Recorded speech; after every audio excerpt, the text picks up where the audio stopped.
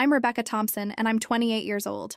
Christmas morning should have been one of the happiest days of my life, but instead it became the day my own mother cut me out of her world with 5 words that still echo in my nightmares. I had just announced I was pregnant with my first child, expecting joy, maybe some tears of happiness, certainly some excitement about becoming a grandmother. Instead, my mother looked me dead in the eye and said, "I don't want you or that bastard in this family. You're dead to me and out of the will." Just like that. No hesitation, no second thoughts. I sat there for exactly 3 seconds, processing what had just happened, then calmly reached into my purse and pulled out the carefully wrapped present I'd spent weeks preparing for her. I placed it on the coffee table, stood up with all the dignity I could muster, and walked out of that house forever.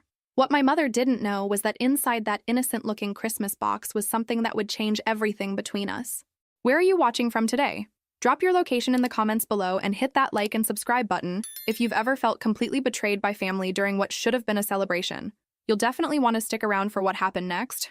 Let me take you back to how this whole mess started, because trust me, this story gets wild.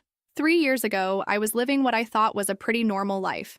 I worked as a registered nurse at St. Mary's Hospital, had my own apartment in downtown Portland, and was dating this guy named David Martinez. Now, David wasn't exactly what you'd call traditional boyfriend material. He was a tattoo artist, rode a motorcycle, had long hair, and came from a working-class Mexican-American family. My mother, Patricia Thompson, took one look at him and decided he was the devil incarnate. You have to understand something about my family. We're what you might politely call old Portland money. My grandfather built a successful lumber business back in the 1950s, and my mother has spent her entire life acting like we're royalty because of it. She belongs to the country club, hosts charity luncheons, and has very specific ideas about who people like us should associate with. In her mind, nurses were fine for other people's daughters, but I should have married a doctor by now and started producing well-bred grandchildren. David and I met at the hospital when he came in after a motorcycle accident. Nothing serious, just some road rash that needed cleaning up, but he was so calm and funny while I worked on him that I found myself looking forward to his follow-up appointments. When he finally asked me out, I said yes, without thinking twice. He was intelligent, kind, hardworking, and treated me like I actually mattered.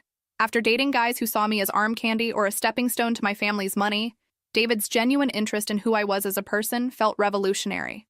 The first time I brought David home for Sunday dinner was exactly the disaster you'd expect. My mother spent the entire meal asking him pointed questions about his career prospects and long-term financial planning. My father, who usually stayed out of my dating life, kept making comments about how dangerous motorcycles were and whether David had considered more stable transportation options.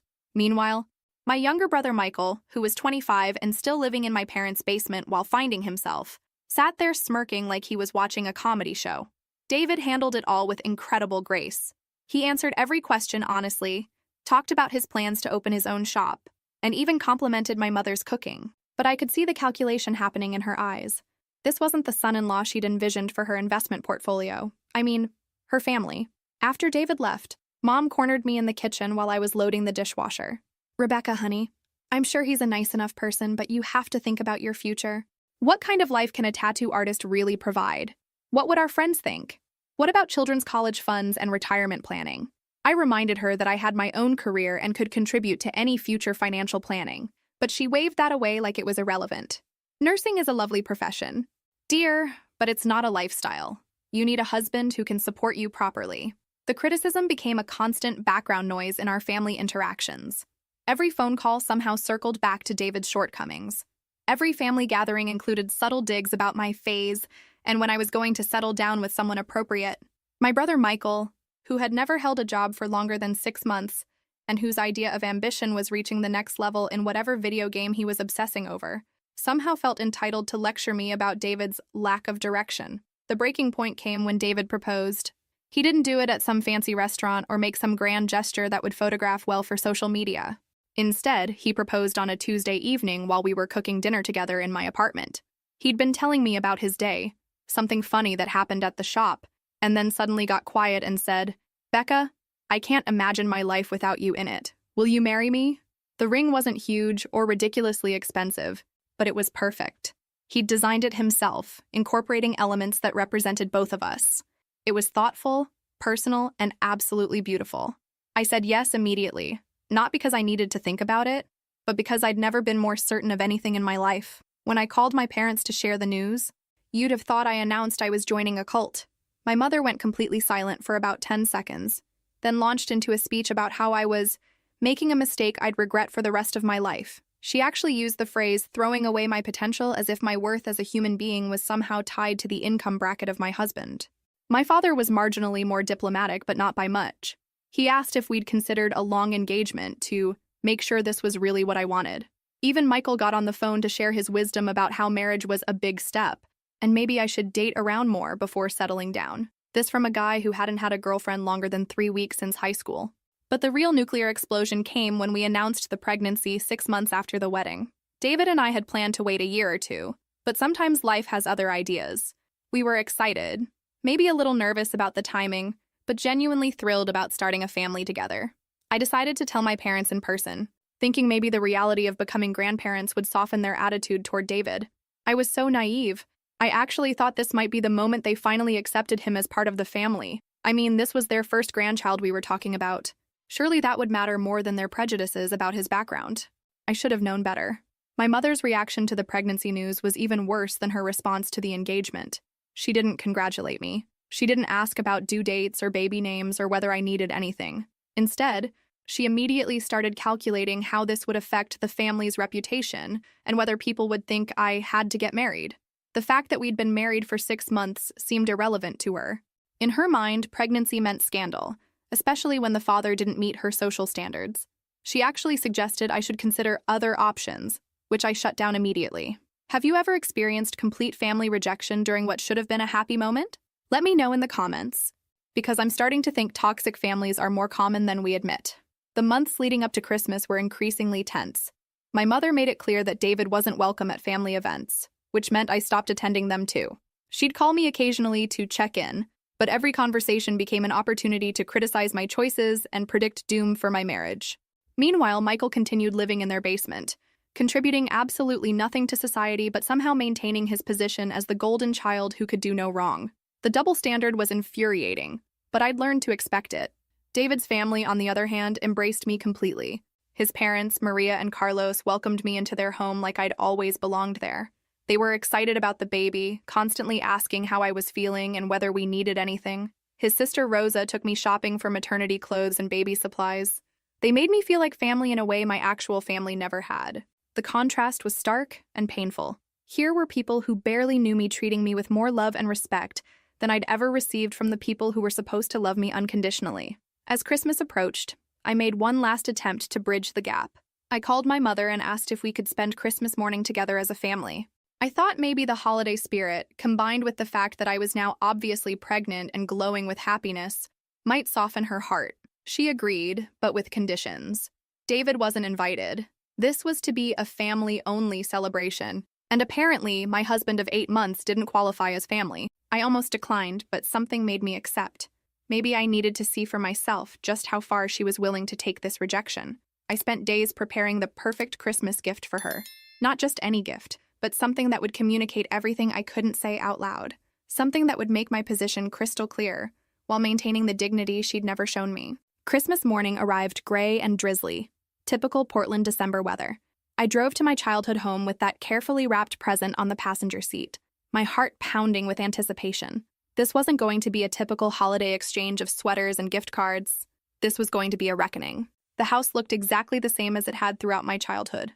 Perfectly decorated, perfectly landscaped, perfectly designed to impress the neighbors and maintain appearances. My mother answered the door wearing a designer Christmas sweater that probably cost more than most people's car payment. "Rebecca, dear, you look substantial," she said, eyeing my pregnant belly with something that wasn't quite approval. "Come in. Michael and your father are in the living room." The family room was decorated like something from a magazine spread. Every surface gleamed, every ornament placed with mathematical precision. My father sat in his usual chair, reading the financial section of the newspaper. Michael sprawled on the couch in his pajamas, playing games on his phone despite being 25 years old. Neither of them looked up when I entered. We exchanged pleasantries for a few minutes. Well, I attempted pleasantries while they provided minimal responses. My mother asked perfunctory questions about my health, but showed no interest in the answers. My father grunted occasionally. Michael ignored me entirely. Finally, I decided it was time to make my announcement. I'd practiced this moment, Imagined how their faces would change when they realized they were going to be grandparents and grandfather respectively. I pictured my mother softening, maybe even tearing up a little. I imagined my father putting down his newspaper and actually looking at me for the first time in months. "I have something to tell you," I said, sitting up straighter. "David and I are expecting our first child. You're going to be grandparents." The silence that followed was deafening. My father's newspaper crinkled as his hands tightened around it. Michael finally looked up from his phone, but only to smirk. And my mother's face went through a series of expressions that I'll never forget. Surprise, calculation, disgust, and finally cold fury. "I don't want you or that bastard in this family," she said, her voice perfectly calm and controlled. "You're dead to me, and out of the will." Those words hit me like a physical blow. Not because I cared about the money, though that stung too, but because of the finality in her voice. This wasn't anger or disappointment. This was complete rejection of me and my unborn child. For a moment, the room felt frozen in time. My father continued hiding behind his newspaper, refusing to meet my eyes. Michael went back to his phone as if nothing important had happened. And my mother sat there looking satisfied, like she'd finally solved a problem that had been bothering her. But here's the thing about being rejected so completely. It clarifies everything. All those years of trying to please her, trying to fit into her vision of who I should be, trying to earn her approval, suddenly seemed pointless. She'd made her choice, and now I was free to make mine. I reached into my purse and pulled out our Christmas present. I'd wrapped it in beautiful paper, tied it with an expensive ribbon, made it look like the perfect gift from the perfect daughter. I placed it carefully on the coffee table in front of her. "This is for you," I said quietly. "Merry Christmas, Mother." Then I stood up, smoothed down my maternity dress, and walked toward the door.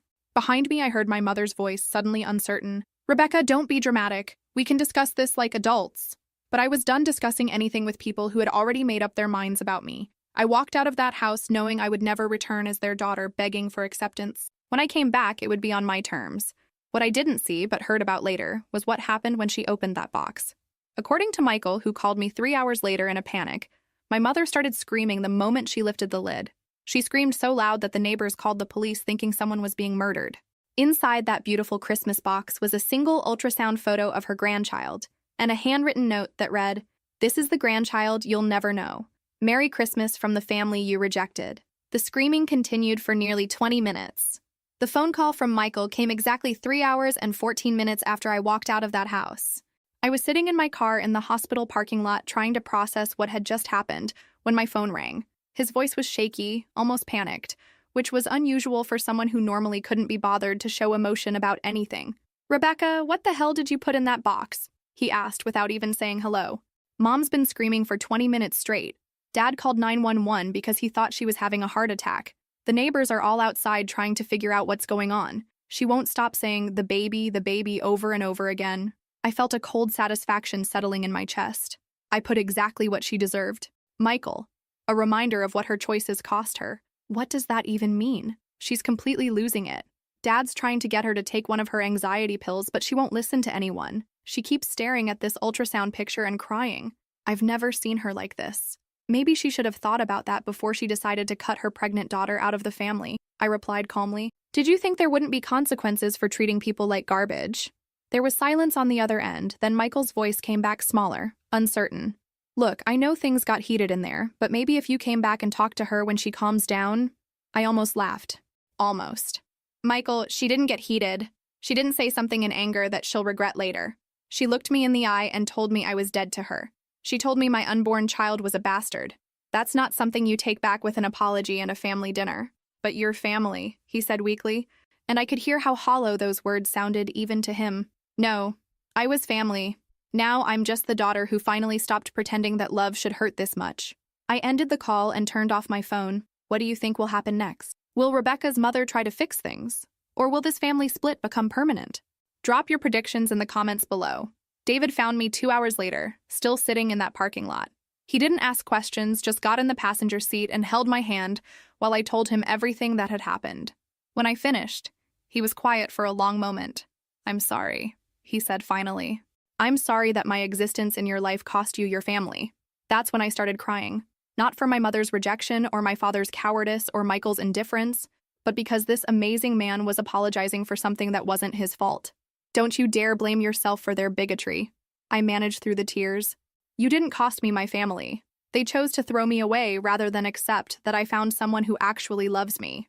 The next few weeks were a blur of pregnancy symptoms and emotional processing. I was now 15 weeks along, starting to show clearly, and dealing with morning sickness that seemed to think it could happen at any time of day. David was incredible through all of it, bringing me saltines and ginger ale, holding my hair when I was sick, and somehow managing to make me laugh even when I felt terrible. His family stepped up in ways that constantly amazed me. Maria, his mother, started calling me every few days just to check in, not to pry or criticize, but to genuinely ask how I was feeling and if I needed anything. Carlos, his father, spent a weekend building a crib in their garage, insisting it was practice for when he built one for our house. Rosa dragged me shopping for baby clothes, gleefully buying tiny outfits in every color except blue or pink because we'd decided to wait to find out the gender. The contrast with my biological family was stark and painful. No calls, no texts, no acknowledgement that I existed. It was like I'd been erased from their lives as completely as they'd been erased from mine. 3 weeks after Christmas, my mother made her first attempt at contact. Not to me directly, of course, because that would require admitting she might have been wrong. Instead, she called my best friend Sarah, who I'd known since nursing school. "Your mother wants me to tell you that she's worried about you," Sarah reported during our weekly coffee date. "She says she's concerned about your health and the baby's health, and she thinks you're making decisions based on hormones rather than logic." I nearly choked on my latte. She's concerned about the baby's health? The same baby she called a bastard and said she never wanted to meet? "I'm just telling you what she said," Sarah replied carefully. She also mentioned something about family therapy. She thinks maybe if you all sat down with a professional... "Sarah, I love you, but I need you to understand something. This isn't a misunderstanding that can be fixed with therapy. She didn't accidentally hurt my feelings. She made a deliberate choice to reject me and my child based on her prejudices about my husband. There's nothing to work through except her own bigotry." "But she's your mother," Sarah said, falling back on the same argument everyone seemed to think was magical. "Being someone's mother doesn't give you the right to treat them terribly and expect forgiveness," I replied. "Being someone's mother means you're supposed to love them unconditionally, not set conditions they have to meet to earn your acceptance." My pregnancy progressed beautifully despite the family drama. At 20 weeks, David and I found out we were having a daughter. We cried together in that ultrasound room, staring at the screen showing our tiny girl sucking her thumb. David immediately started talking to my belly, telling our daughter about all the places he wanted to take her and all the things he wanted to teach her. That night, lying in bed with his hand on my growing bump, I felt something I hadn't expected. Relief. This little girl would grow up knowing she was wanted and loved exactly as she was. She'd never have to earn acceptance or meet impossible standards to be worthy of her parents' love. She'd have David's warmth and creativity and my determination and independence. Most importantly, she'd have both of us, united and committed to giving her everything we'd never had. The birth was intense but uncomplicated. Lily Rose Martinez Thompson arrived 3 days before her due date, weighing 7 pounds and 2 ounces, with her father's dark hair and what looked like my stubborn chin. David cried when they placed her on my chest. I cried when she wrapped her tiny fingers around his thumb. Even the nurses were tearing up at how completely smitten he was with his daughter.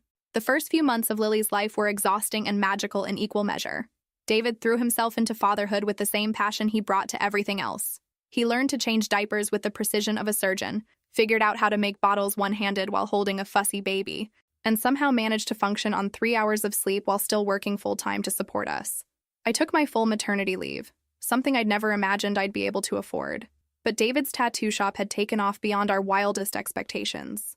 Turns out having an artist who actually listened to what clients wanted and created custom work instead of just copying flash sheets was revolutionary in Portland's saturated tattoo market. He'd been featured in a local magazine and had a waiting list stretching 3 months out. During those quiet middle-of-the-night feedings, I found myself thinking about my parents and Michael. Not with anger anymore, but with something closer to pity. They were missing this incredible little person who smiled at everyone she met, who had David's infectious laugh, who was already showing signs of being as stubborn as her mother. Their prejudice was costing them the chance to know their granddaughter, and that was their loss, not ours. When Lily was 4 months old, my mother made another attempt at contact. This time she called my workplace, somehow tracked down my supervisor, and tried to convince her that I was having postpartum mental health issues and needed family intervention. My supervisor, Dr. Jennifer Walsh, was not impressed. "Your mother seems to think you're unstable and making poor decisions about your child," Dr. Walsh told me when I returned to work part-time. I told her that as far as I could see, you were one of the most level-headed new mothers I'd ever worked with, And if she was genuinely concerned about your welfare, she should try talking to you directly instead of going behind your back. What did she say to that? I asked, though I could guess. She hung up on me. Dr. Walsh replied with a slight smile. For what it's worth, Rebecca, I've worked with hundreds of new mothers, and you're handling everything beautifully. That little girl is lucky to have you as her mom. I was promoted to charge nurse 6 months later, partly because I'd earned it through years of excellent work, but also because my experience juggling motherhood and nursing had somehow made me even better at managing the chaos of a busy hospital floor. The raise meant David and I could start looking at houses instead of renting our small apartment. Everything changed the day Michael showed up at our new house unannounced.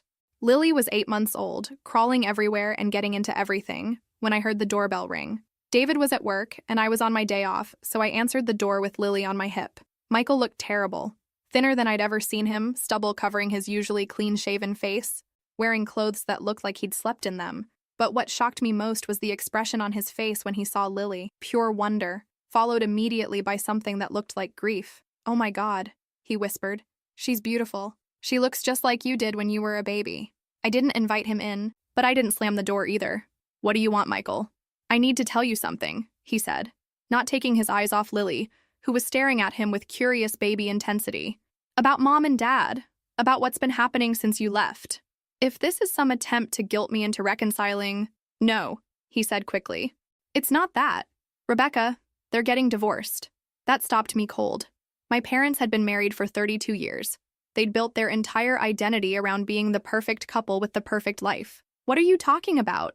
"It started right after Christmas. Dad couldn't handle how Mom treated you. He kept saying she'd gone too far, that cutting off a pregnant daughter was unforgivable. They started fighting constantly. Mom insisted she was protecting the family reputation. Dad said she was destroying the family. It got ugly fast." Michael shifted his weight, looking uncomfortable. "Then Dad found out about the money." "What money?" "The money Mom's been giving me for the past 2 years. Thousands of dollars, Rebecca. Money she told Dad was for household expenses or charity donations. Turns out she'd been funding my entire lifestyle while lecturing everyone else about responsibility and financial planning." I felt the pieces clicking into place. "How much money, Michael?" $43,000, he said quietly. "She's been paying my rent, my car payment, my credit cards, everything, while you were working double shifts to pay for nursing school, and Dad was budgeting every expense to the penny." The rest of the story came out slowly, painfully. My father had discovered my mother's secret financial support of Michael during the divorce proceedings. She'd been systematically lying to him for years about their expenses, all while maintaining her facade of disappointment in her children's life choices. The irony was devastating. She'd rejected me for marrying someone she deemed financially unsuitable while secretly bankrolling Michael's complete failure to launch. "Dad moved out 3 weeks ago," Michael continued. "He's living in a condo downtown. Mom's rattling around that big house by herself, and she's—" He paused, searching for words. "She's what?" "She's obsessed with you and Lily. She's hired a private investigator to get photos of you. She knows about your promotion, about the house, about David's business success. She has this whole scrapbook of pictures and newspaper clippings about both of you. It's honestly creepy." I looked down at Lily, who had fallen asleep in my arms during this conversation. This beautiful, innocent little girl was being stalked by her own grandmother because of choices I'd made to protect her from toxic people. "Why are you telling me this?" I asked Michael. "Because I realized something when I saw her just now," he said, his voice breaking slightly. "I've been living off Mom's money for 2 years while judging you for your life choices. You left home, built a career, found someone who loves you, created this beautiful family, and I've been sitting in their basement playing video games and cashing checks. You were right to cut us off, Rebecca. We were toxic. What do you want from me, Michael? Forgiveness? Permission to feel better about yourself? I want to know if there's any way I can be part of Lily's life," he said quietly. "I want to be the uncle she deserves, not the disappointment I've been as a brother. I'm getting my own apartment next week. I found a job.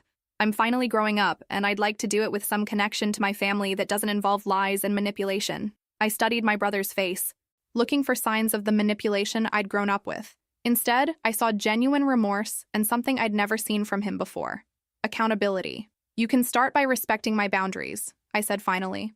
"No information goes back to Mom. No updates about Lily, no photos, no stories about our lives. If you want to be part of this family, it's completely separate from them." "Understood," he said immediately. "And you prove you've changed through actions, not words. One mistake, one betrayal, One attempt to manipulate me back into that dysfunction, and you're done. Forever. I understand, he replied. Rebecca, I know I can't undo the damage, but I want to try to be better. 6 months later, Michael had kept every promise he'd made. He'd moved into his own place, gotten a steady job, and slowly begun building a genuine relationship with David and me. He was awkward with Lily at first, but she seemed to bring out something good in him. Watching him on the floor, teaching her to stack blocks, I saw glimpses of the brother I'd hoped for but never had. My parents' divorce was finalized that spring. According to Michael, my mother had to sell the family home to pay the settlement. My father reached out once through a lawyer, asking if he could establish some kind of relationship with his granddaughter. I considered it carefully, then declined. Too much damage had been done, and I wasn't willing to risk Lily's well-being for his regrets. As for my mother's obsession with tracking our lives, I handled that with a restraining order and a very clear message delivered through my attorney. The stalking stopped immediately. David and I renewed our vows on Lily's first birthday, surrounded by his family, Michael, and the friends who had supported us through everything. As we promised to continue choosing each other every day, I looked out at our small but genuine gathering and felt complete. The little girl who once screamed for 20 minutes about a grandchild she'd never know now had a family who would never question her worth. And sometimes, that's exactly the Christmas miracle you didn't know you needed. If this story resonated with you, make sure to like and subscribe for more stories about finding your real family when your biological one fails you. Remember that choosing yourself isn't selfish, it's survival.